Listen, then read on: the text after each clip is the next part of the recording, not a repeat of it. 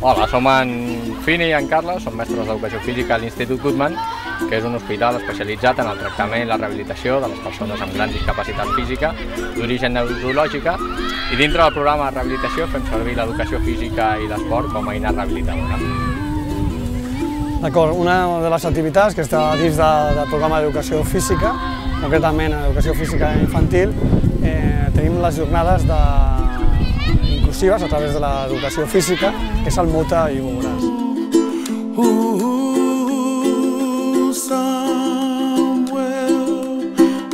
El Muta i Veuràs consisteix en que cada any, durant tot un dia, presentem tot el gran ventall d'activitat física que tenim aquí com part del tractament rehabilitador. Convidem a 4 infants que estan fent tractament dins del nostre hospital perquè vinguin amb els seus grups classe. Aleshores, el que utilitzem, sobretot, és una metodologia cooperativa, que el funcionament és el treball en equip, perquè tots els objectius de les activitats siguin imprescindible la col·laboració de tot el grup per portar-lo a terme.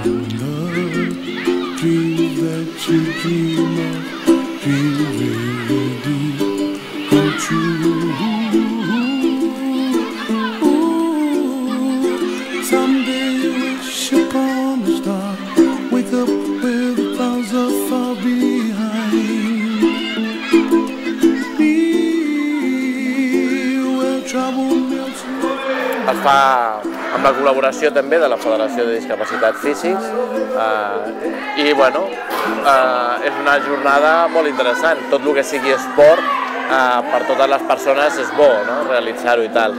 Si són persones amb discapacitat, jo penso que és una de les activitats fonamentals que ha de pensar la persona que té una discapacitat per la seva vida. Li aportarà un moviment, un hàbit de vida saludable i sobretot evitarà que s'atrofiï aquella persona. Evidentment, l'activitat física el podrà fer moure i estimar-se amb ell mateix per continuar una vida més normalitzada.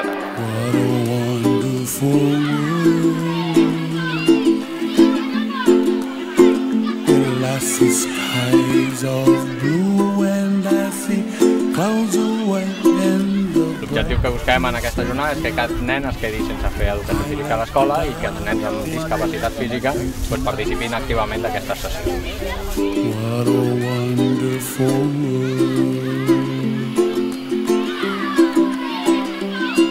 The colors of the rainbow, so pretty in the sky, are also on the faces of people passing by. I see friends shaking hands, singing, how do you do? They really say, Les jornades no acabarien aquí, sinó que tenim també un enllaç permanent fins que acabi el curs, perquè després de tenir aquesta experiència els infants que han treballat les habilitats socials, no només el nen amb discapacitat física, sinó tot el seu grup classe i els seus mestres, puguin emprar aquestes metodologies perquè sigui una realitat la inclusió de les persones amb discapacitat, no només en les escoles, sinó en qualsevol institució. Wake up where the clouds are far behind. Be where trouble melts like a lemon drops high above the chimney top. That's where